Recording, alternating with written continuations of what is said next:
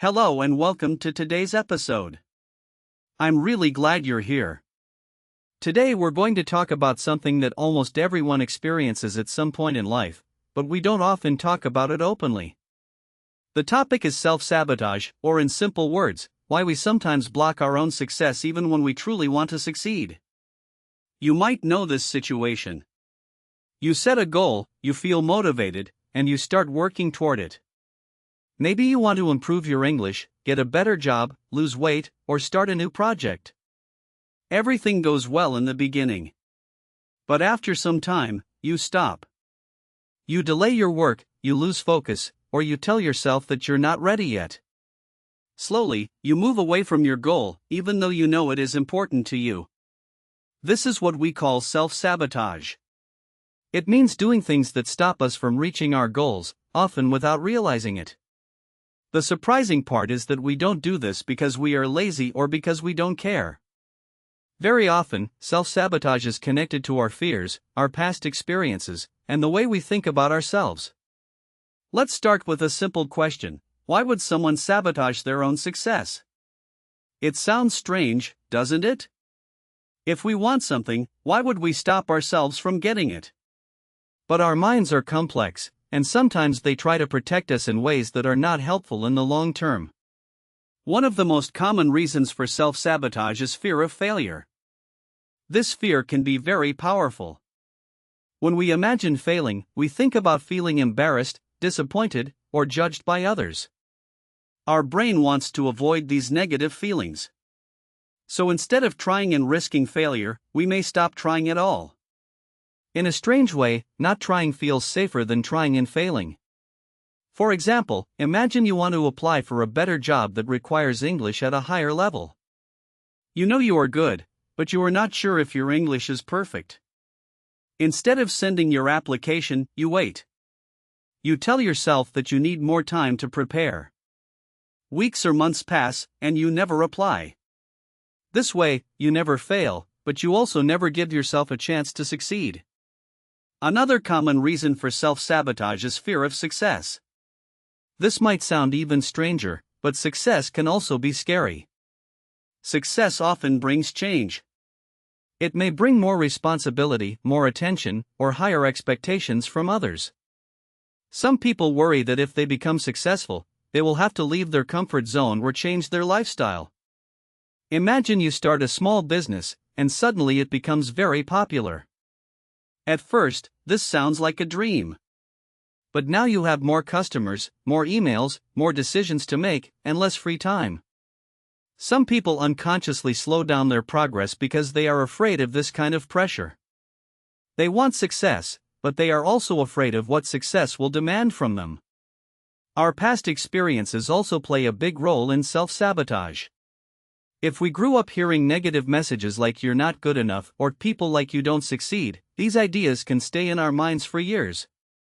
Even when we become adults, we may still carry these old beliefs. So when we start to do well, a voice in our head says, "This is not for you," or "You will fail sooner or later." These thoughts are not facts, but they feel real because we have heard them many times. This is why self-sabotage is often connected to low self-esteem. If deep inside we don't believe we deserve success, we may stop ourselves from reaching it. We might miss deadlines, avoid opportunities, or make excuses, all because we feel uncomfortable with the idea of being successful.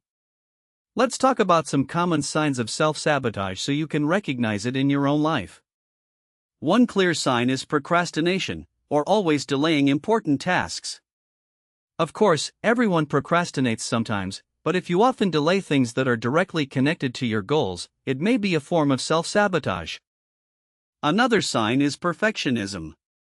At first, perfectionism sounds positive. Wanting to do things well is good. But when you feel that your work must be perfect before you show it to others, you may never finish or share your work at all. You might keep editing, correcting, and improving, but never take the final step.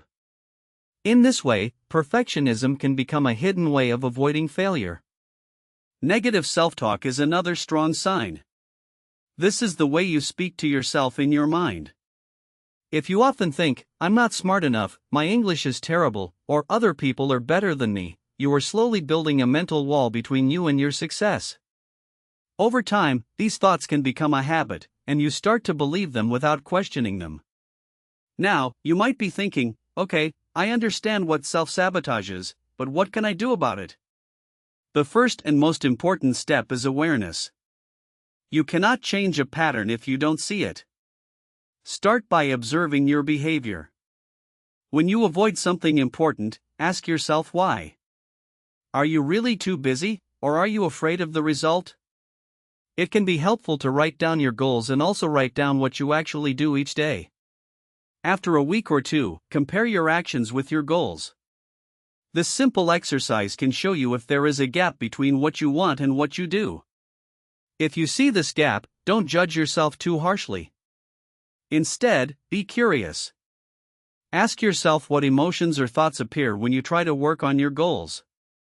Another useful step is to challenge your negative beliefs. When you catch yourself thinking, I'm not good enough, try to ask, is this really true? Look for real evidence. Maybe you have already succeeded in other areas of your life. Maybe people have given you positive feedback before. By questioning your negative thoughts, you slowly reduce their power over you. Setting smaller, more realistic goals can also help. When a goal feels too big or too far away, it can create stress and fear. Your brain may then choose to avoid the task completely. But if you break your big goal into smaller steps, each step feels easier and less scary.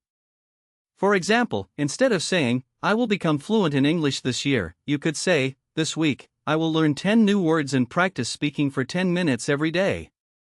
It is also important to accept that failure is a normal part of success. Almost every successful person has failed many times. The difference is that they did not stop. They learned from their mistakes and continued. When you change your view of failure from something shameful to something educational, you remove one of the biggest reasons for self-sabotage. Let's also talk about the people around you. Sometimes, self-sabotage is connected to our social environment.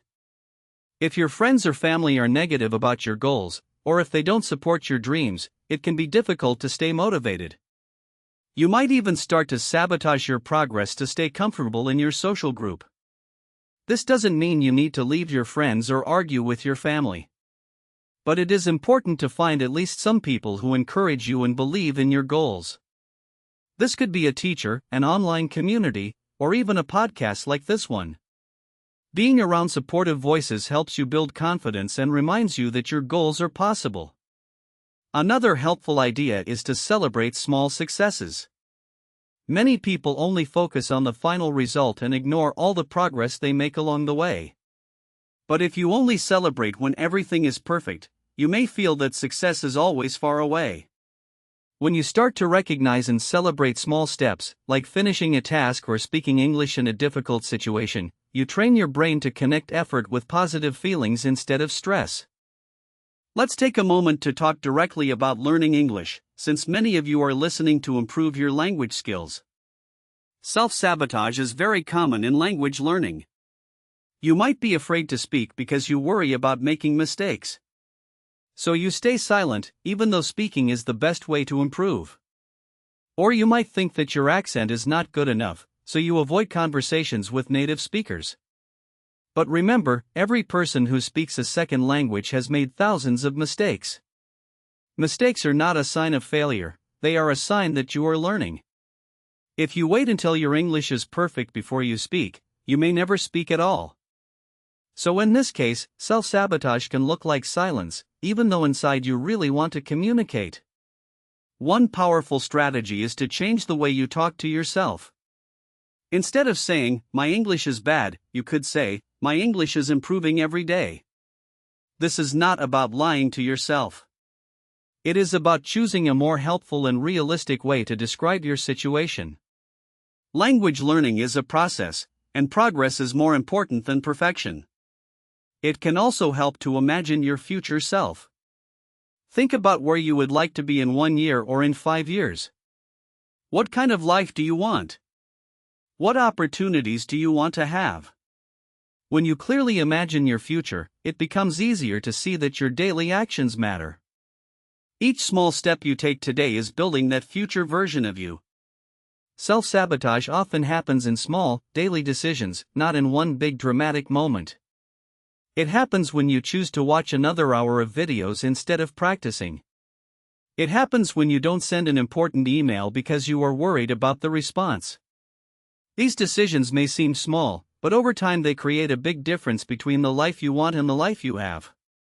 The good news is that just as self-sabotage is built through habits, success is also built through habits.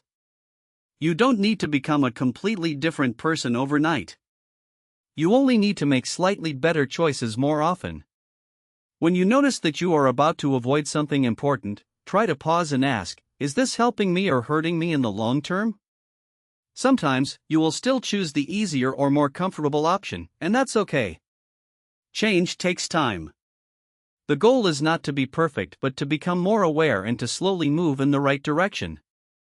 Before we finish today's episode, I want you to reflect on one question. What is one area of your life where you might be sabotaging your own success? It could be your career, your studies, your relationships, or your personal growth. Don't answer this question with judgment. Answer it with honesty and curiosity. Once you identify this area, think about one small action you can take this week to move forward instead of backward. It might be sending a message, starting a short practice session, or asking someone for help. Small actions are powerful because they break the pattern of avoidance and show your brain that change is possible. Remember, self-sabotage is not a sign that you are weak or lazy. It is often a sign that you are human, that you have fears, and that you are trying to protect yourself from pain or disappointment. But protection is not always the same as growth. Sometimes, to grow, we need to feel uncomfortable and take risks. You deserve the chance to see what you can achieve when you stop standing in your own way. Your goals, your dreams, and your efforts matter. And every time you choose to act instead of avoid, you are building a stronger, more confident version of yourself. Thank you so much for spending this time with me today. I hope this episode helped you understand yourself a little better and gave you some ideas on how to move forward. Keep learning, keep trying, and most importantly, keep believing that your success is possible.